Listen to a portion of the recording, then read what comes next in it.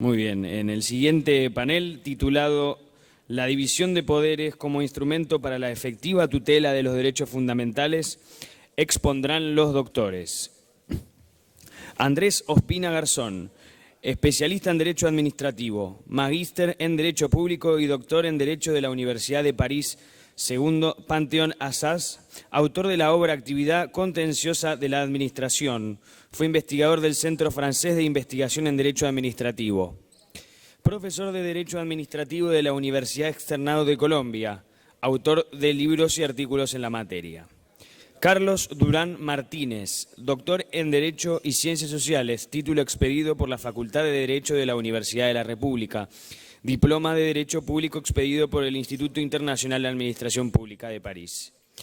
Y Justo Reina, doctor en Derecho por la Facultad de Ciencias Jurídicas y Sociales de la Universidad Nacional del Litoral, decano de la Escuela de Abogados del Estado de la Provincia de Santa Fe, profesor titular en la Cátedra de Derecho Administrativo de la Facultad de Ciencias Jurídicas y Sociales de la Universidad Nacional del Litoral, director de la carrera de especialización en Derecho Administrativo por la misma universidad y director ejecutivo para Latinoamérica de la Red Euro-Latinoamericana de Derecho Administrativo, miembro del Comité Ejecutivo de la AADA y director de la revista de la Asociación. Y en este caso dirige este panel el doctor Claudio Viale, abogado y doctor en Derecho por la Universidad Nacional de Córdoba, profesor titular de Derecho Constitucional y Administrativo en las carreras de grado de Ciencias Económicas de la UNC y la Universidad Empresarial Siglo XXI. Delegado del Colegio de Abogados de Córdoba ante la Federación Argentina de Colegios de Abogados, vicepresidente de la Asociación Argentina de Derecho Administrativo, secretario de la Cámara de Comercio Española en la República Argentina, Delegación Córdoba.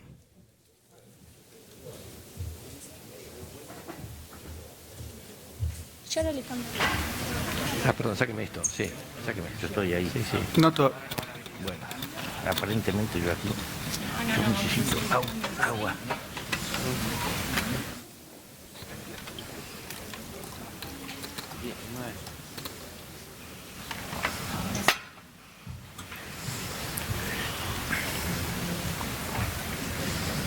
¿Estamos listos? Buenas tardes, muchas gracias por esta persistencia en la convocatoria.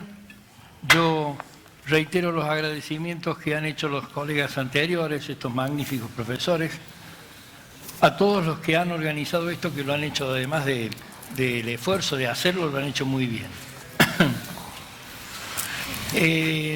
Estamos sobre este tema de los derechos fundamentales y realmente tiene más que vigencia.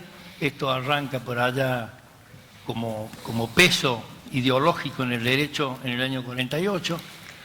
Y siempre que hablamos de los derechos tenemos una tendencia a ubicarnos en el poder y no en la persona. De manera que vamos a tratar de ver cómo la traemos a la persona, que es el ser humano, que es el que en carne y hueso tiene que poner en práctica estos derechos fundamentales, para ver cómo se pone en esta escena. Este panel es la división de poderes como un instrumento para la efectiva tutela de los derechos fundamentales. El Congreso nos propone que nosotros veamos esta formulación jurídico-política desde las dos vertientes, la norteamericana, que es el balanceo de poderes, y la europea, más precisamente francesa, como la de la separación de los poderes con la autonomía rígida de la administración pública. Y analizar a ver si podemos reflexionar, va a ser una deconstrucción de esto que tanta utilidad le ha dado a la República y a los seres humanos en los últimos 2 siglos, si todavía es una herramienta útil, y si no es útil, ver hasta dónde podemos seguir utilizándola.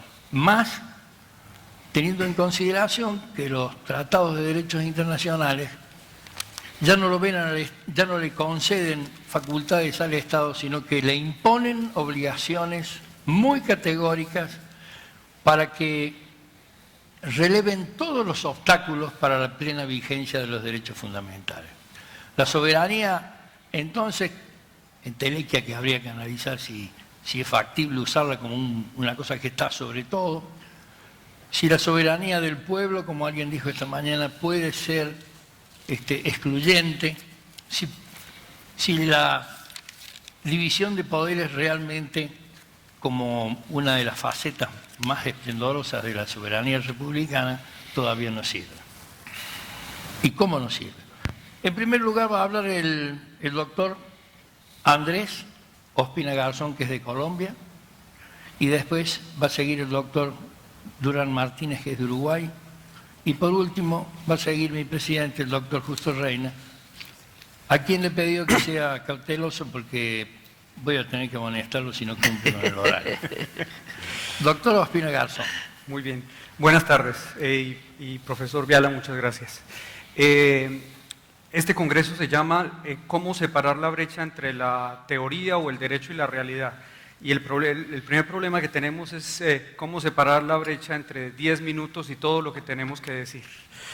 Por lo tanto, los agradecimientos, que son varios, a los organizadores del Congreso, los voy a resumir en uno solo. Creo que es una iniciativa importante. Agradezco a la Asociación Argentina y tenemos aquí al presidente de la Asociación Argentina de Derecho Administrativo, a Juan Gustavo, a DPI y a los otros organizadores. Para desarrollar el tema, quiero confesarles que cuando me formularon la pregunta entré en pánico. Y entré en pánico porque a primera vista la pregunta me pareció que tenía o una contradicción o un desafío muy grande. Una contradicción sería entender que la separación de poderes o división de poderes, un sistema que no está pensado para hacer efectivos derechos, pudiera contribuir para la realización de los derechos fundamentales. O un reto en la medida en la que un sistema anacrónico, un sistema fundado en idea de validez más no de eficacia, pudiera contribuir para los desafíos de una sociedad contemporánea.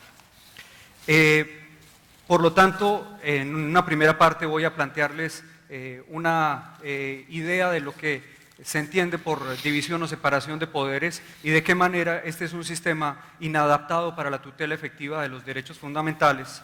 Y de esta manera, en la segunda parte, les plantearé el modelo que me parece más adecuado para la realización efectiva de los derechos reconocidos a las personas.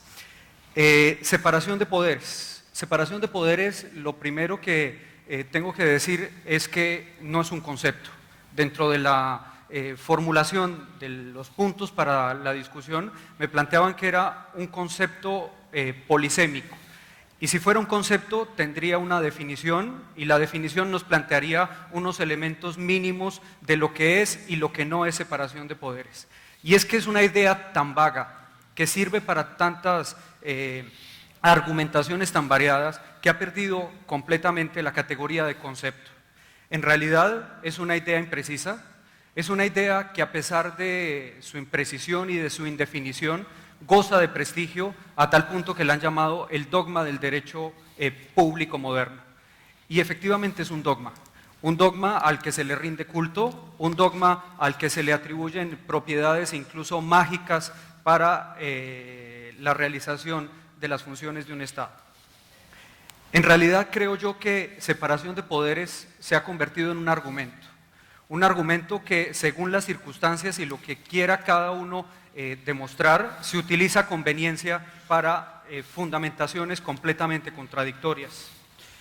Un ejemplo traído de Colombia, porque creo que tengo que hablarles de Colombia, cuando querían reelegir al señor Uribe por una tercera, seguramente cuarta, quinta, los que apoyaban el proyecto de reforma constitucional planteaban que la Corte Constitucional no podría oponerse a la voluntad del poder constituyente originario, es decir, el pueblo, porque estaría suplantando la idea de separación de poderes.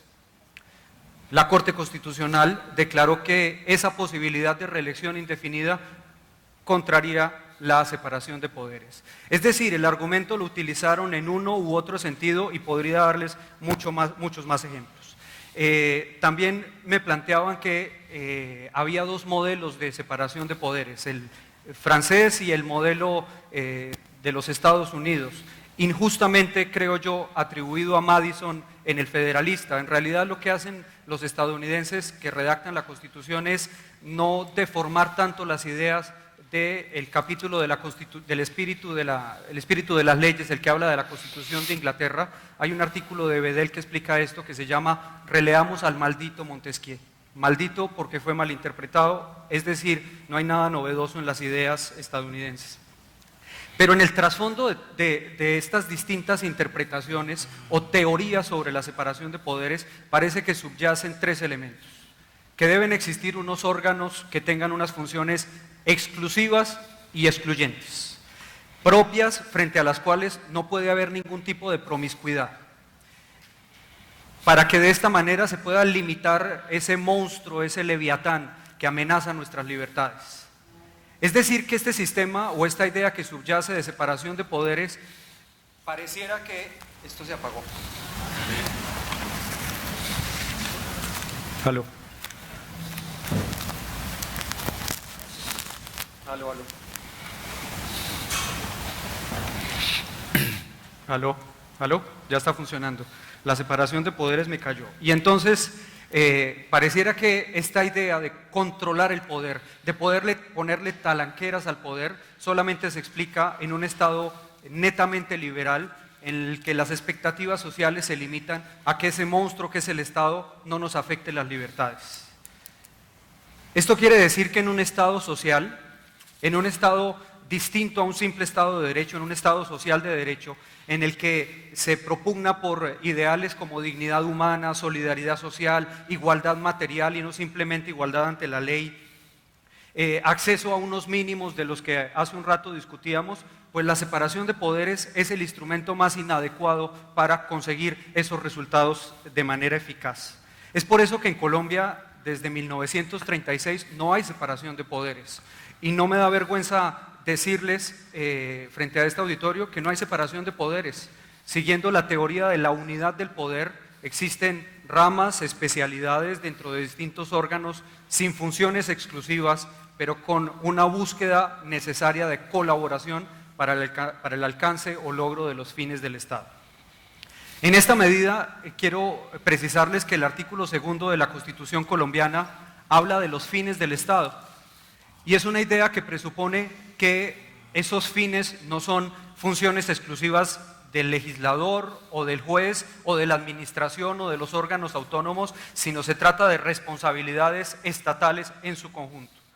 Ese artículo 2 precisa que uno de los fines del conjunto del Estado es la realización efectiva de los derechos y garantías reconocidos en la Constitución. De esta manera,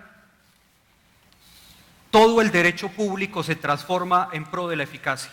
El derecho público ya no se satisface simplemente de controlar al poder y por lo tanto la función administrativa, el control judicial, el control político o el control de gestión ya no se limitan a saber si la actuación pública fue legal o no.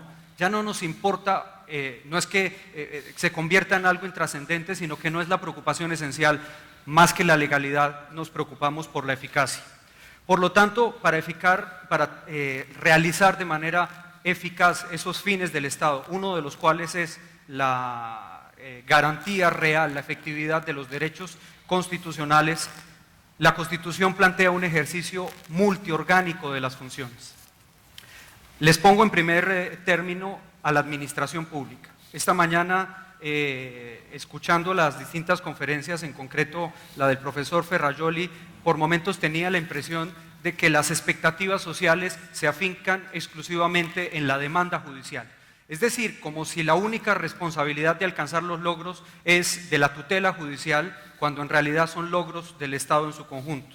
Por lo tanto, quiero hablarles en primer término de la administración pública.